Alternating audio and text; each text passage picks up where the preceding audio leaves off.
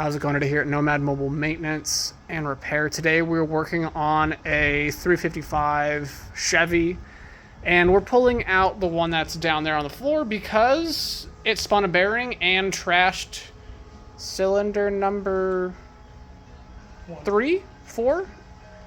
It trashed a cylinder.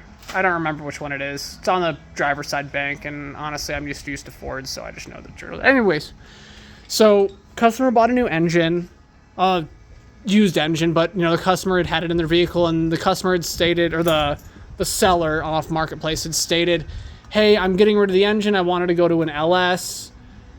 This was made to handle boost, good running engine. I just pulled it out of my running vehicle, and not the craziest thing. An LS swap does give you a lot more options when it comes to modern parts. They can be a lot cheaper, so not an unreasonable thing to want to do is swap your vehicle over to LS. And for this truck, it's not crazy that putting in a 355 would give you the ability to not have to do a ton of modifications to put a new, better engine in. So honestly, if everything was right, it would have worked out great and everyone would have been happy. Not as big a fan of the headers, but I like cheap.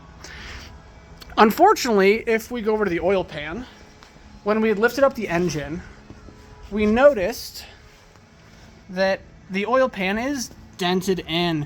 And then we saw right over here, there's a little tack weld mark that looks like the engine may have run a small leak. So once I saw that, let me get all this back. So once I saw that, I said, we got to pull the pan, see what's going on. And if we look down on the bottom of the pan, I'm sure you can tell that sludge is actually metal flake. So that started to make me a little nervous.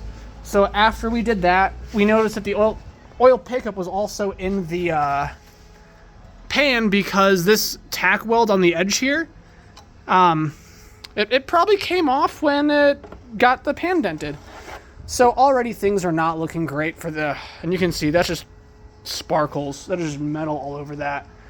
So already things are not looking great.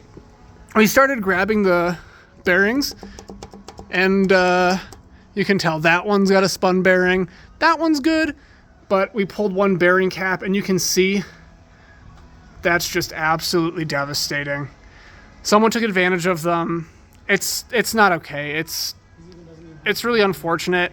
So unfortunately, this engine is going to need a tear down. Hopefully the crank is not too badly galled that it could get, in fact, just polished and a new set of service bearings put into it potentially. And then the engine may be absolutely fine, because this is a higher performance engine. It's got a lot of expensive parts on it, but that doesn't change what the seller on Marketplace did and sold them an absolute lemon. Hopefully we can make this right. Thanks so much for joining us. This is Nomad Mobile Maintenance.